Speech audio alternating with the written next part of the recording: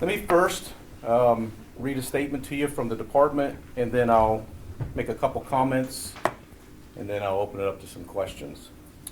So first, between 5 and 6 p.m. last night, the Whitehall Division of Police Detective Bureau executed an arrest warrant and a search warrant at the residence of Whitehall resident Gerald Dixon. Dixon was taken into custody without incident and has been formally charged with felony compelling prostitution and felony gross sexual imposition. Additional charges may be forthcoming as the investigation continues.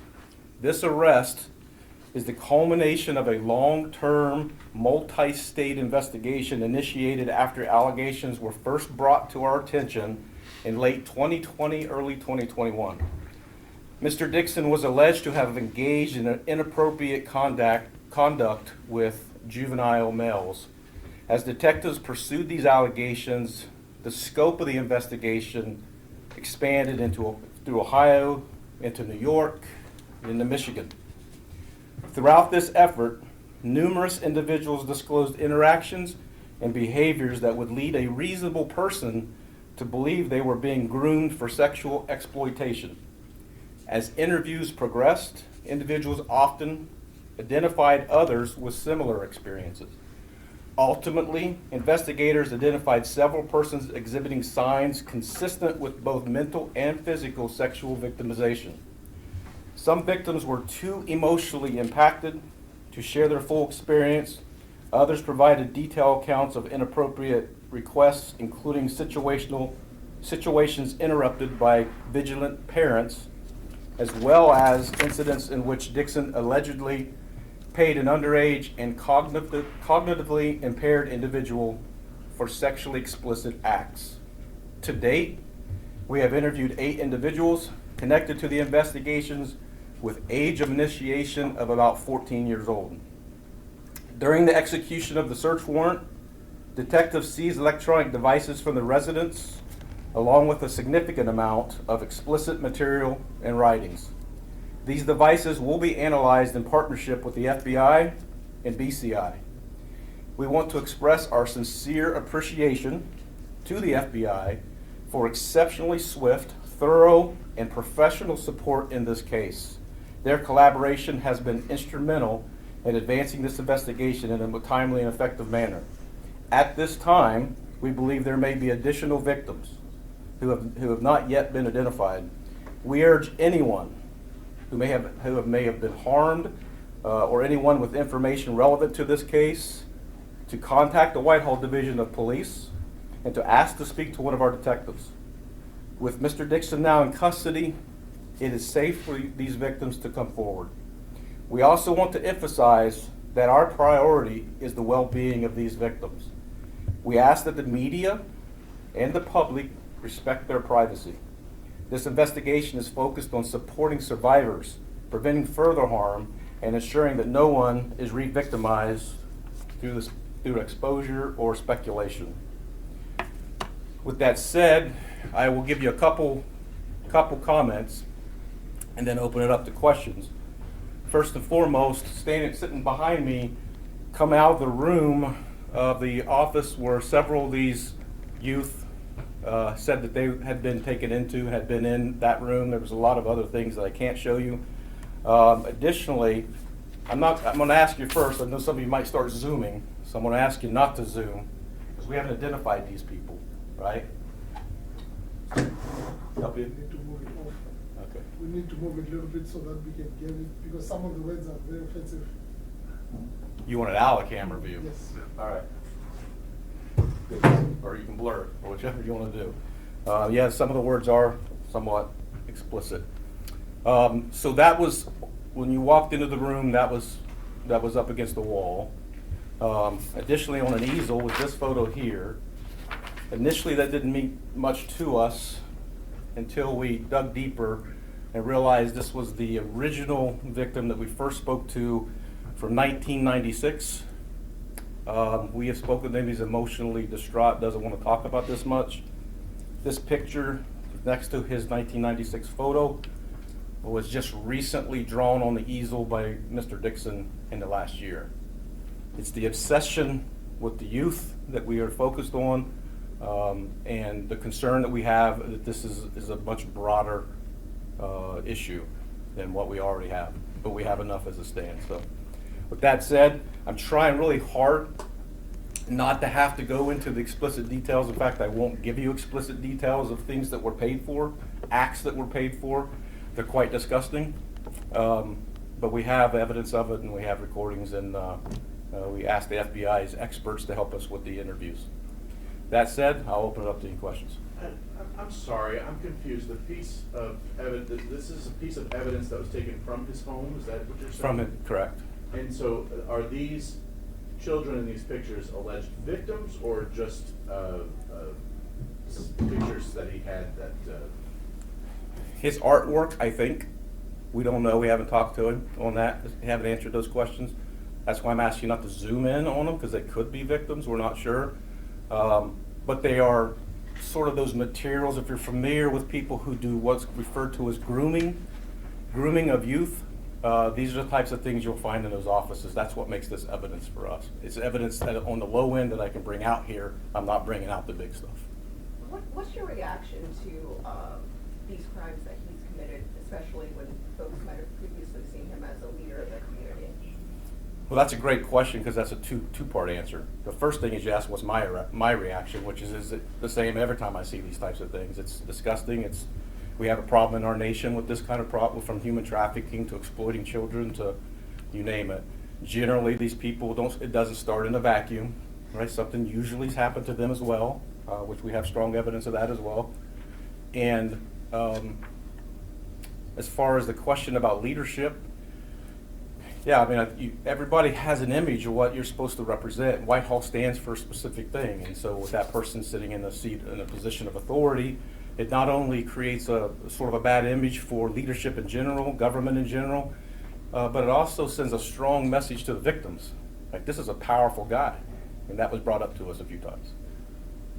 The victims are from New York, Ohio, and Michigan. Do you believe it's local victims from Ohio, and the New York and Michigan victims, how did they get here? They were originally local here. Mr. Dixon is involved in art and involved in theater, I believe. And almost all of them are interested in that same topic, and that's sort of the crux or the things that brings them in. How did the first victim come forward? The first victim didn't come forward on their own. Family members and friends brought it to our attention. How old was Dixon when this started? I have no idea.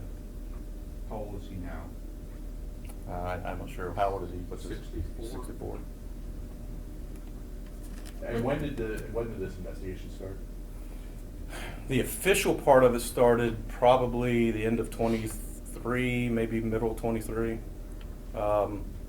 It was brought to our attention, the way these things kind of work, and I'm sure I don't want to say things you don't already know, but the way these things work is you generally will get someone who will tell you something, and you'll hear phrases like, it just seems weird, or something just doesn't seem right. That was the end of 2020, early 2021. A consistent complaint and concern with youth selling water bottles. This seemed benign. He just didn't like them selling water bottles.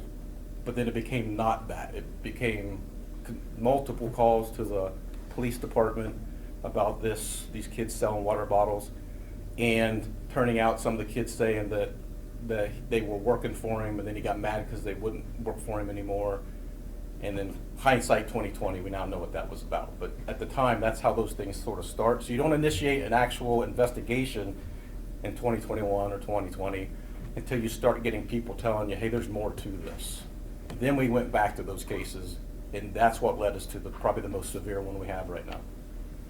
Did Dixon act alone, or are there other adults that will be involved in this? We don't know. You showed us pieces of these artwork when you went into his residence. Was there a large abundance of these pieces of art involving minors and children? There was a lot of stuff, and I think the way the detectives told me, or sort of related to me, was it was more like a hoarder house with a lot of that kind of stuff, a lot of writings, years worth of journaling writings and things of that nature. Do you know how far back this went and roughly how many victims could be involved? We know that at the very minimum, we believe this goes at least back to 1996 era. The number of victims, that's what we're asking. We're asking for your help. Generally, if you followed a few of these types of cases, starts off slow. People start hearing about it. They feel safe. Some people feel safe to come forward. They come forward, and then we start getting a ton more stuff. Additionally, we did a search warrant, so we have more things that will need to be digital forensics will have to be done with them, and we want to get some assistance with ICAC, FBI, BCI team to help us with that. How confident are you in the evidence about this case? I mean, we're talking about a public leader here in Whitehall. I wouldn't be standing here if I wasn't 100% positive. 100%. Do any of the allegations relate at all to his work on city council, and is there any evidence that he abused his position of power? I have no evidence of that. Some of the potential victims were often mentioning to us concerned that he was going to be mayor. So they brought it up themselves. I don't know if that's something they just thought on their own or if that was what was told to them. We need further investigation and assistance with that, which we'll still work on. I have no evidence that I'm aware of anything associated with council in this issue. When did the FBI get involved? We called them a couple weeks ago, I think. A couple weeks ago. When we started talking, one of these victims is cognitively impaired. And while I have great detectives, they're not super skilled at pulling information from people who are cognitively impaired. And the FBI is super good at that. So we had requested them to help us with that. Could they help us get an interview, make sure we're hearing what we think we're hearing, make sure in fact, we were like, is this real? Right? For the same reasons you're thinking, this is a city council member, right? So they were super good at it. They flew someone in here from out of town that's one of their best experts in it. And they came in and interviewed them and had the same concerns we had. So we know there's been police interviews and FBI interviews. Has there been a forensic counselor that's been involved in this? That's what this FBI agent's trained in. Yeah, we were going to take them to the medical facilities to do it, but we were advised by them that these people are significantly better, especially when it comes to being able to testify for court for this same stuff. So we went above that, actually. Was he on any committees that would have put him close to children? I'm not aware of that. How was the original contact made? Was it online? Was it in person? Well, with which person? I guess the 8 that you know of. So our first indication started, I said, back in 2021. Those were just him calling in and complaining about youth. So that kind of gets our radar opened up a little bit. The very first actual complaint about it was initially an online message to us. And then we reached out to that person and followed up. Then from there, you just start building the case. One more question? I know there's been some conflict between the FOP, this police department, et cetera. At some point, I know Dixon was calling for an investigation, and you know some in the community are going to say that this is retaliatory. How would you respond to that? Well, I mean, I understand the conspiratorial nature of it. The evidence is pretty overwhelming, and this started long before he was on council. I'm not sure if he was aware that we were looking at him, but certainly we were before he ever became a council member. What did he do before being on council that would put him close to these I'm only aware of him working in some restaurants and potentially claims to have been an actor, but that's all I know. Anything? Larry, you have anything you want to? Oh, sure.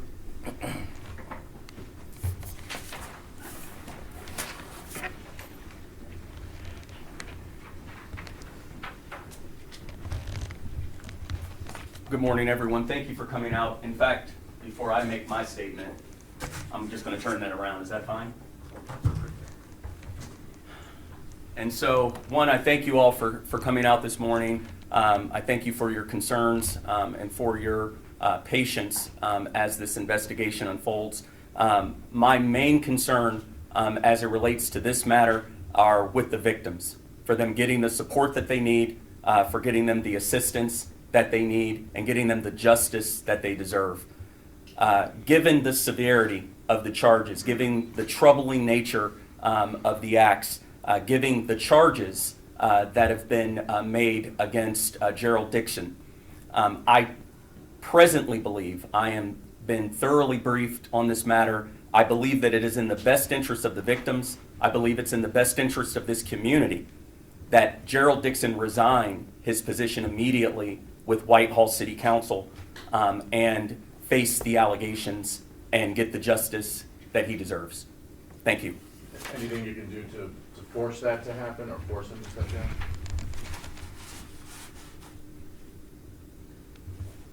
So we're looking into our charter rules, our council rules, to see what options are available. Speak from the microphone, please.